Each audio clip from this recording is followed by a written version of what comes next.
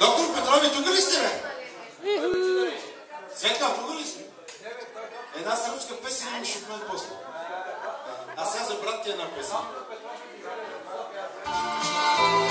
Специално за Милко Петров и жена му.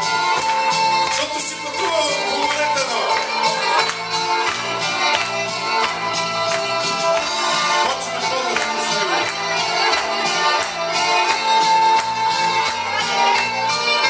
Разумай си женати, бе, ей. Чакате там, чакате.